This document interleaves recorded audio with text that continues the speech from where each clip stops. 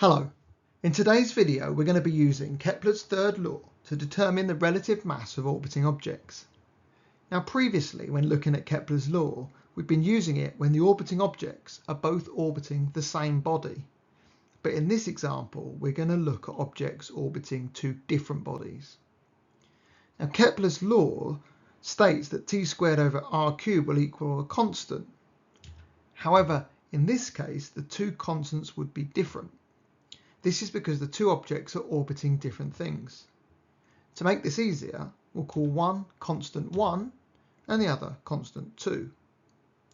Now the reason they have different constants is due to the difference in mass of the object that they're orbiting. The body being orbited will have different masses. For the first object we'll call it mass 1, and for the second we'll call it mass 2. Now there is a relationship between the mass and the constants. The ratio between the constants is the same as the inverse of the ratio of the masses. Basically, the larger the constant, the smaller the mass of the body. We won't think too much about why this is, but it's due to the fact that the force responsible for the orbital motion of objects is gravity. And gravity is an attractive force between all bodies that have mass. So we can use this principle to work out the mass of distant stars. So let's have a look at some practice questions. Here we have a data table and we want to work out which planet is heavier and by how many times. Now it can be easy to get confused. Remember, the end goal is to determine which planet is heavier, so we're looking at Uranus and Saturn and not the named moons. So firstly we have to work out the constant for each planet. And to do this we simply use Kepler's third law. So for Uranus it would be t squared, which is 0.51 squared, divided by the radius cubed, which is 66 cubed.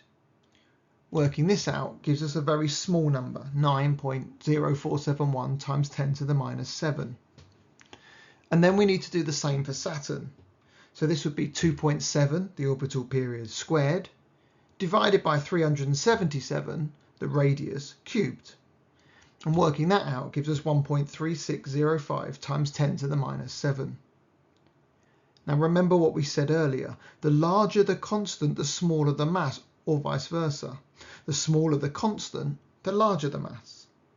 So here we can see that the constant for Saturn is the smallest number, and therefore Saturn is the heavier planet.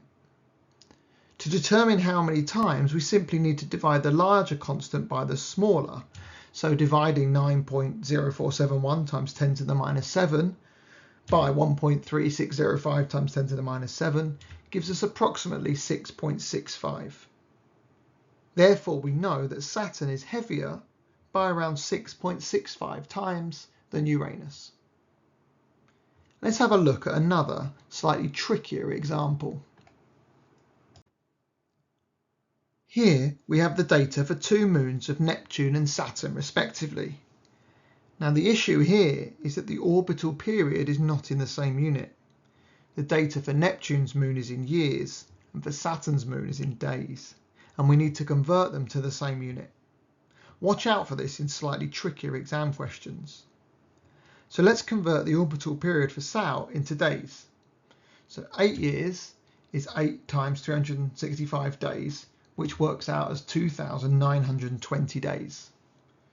Now they're the same, we can continue as we did before. So firstly we'll work out the value of the constant for Neptune. So 2,920 days squared divided by the radius of 22,240 cubed gives us a constant of 7.7511 times 10 to the minus 7.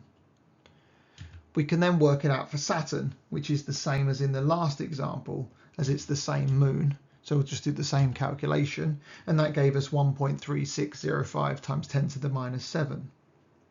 Again, we can see that Saturn is going to be the heaviest because it has the smallest constant.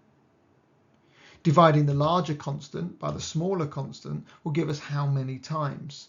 So 7.7511 times 10 to the minus 7 divided by 13605 times 10 to the minus 7 gives us an answer of 5.70.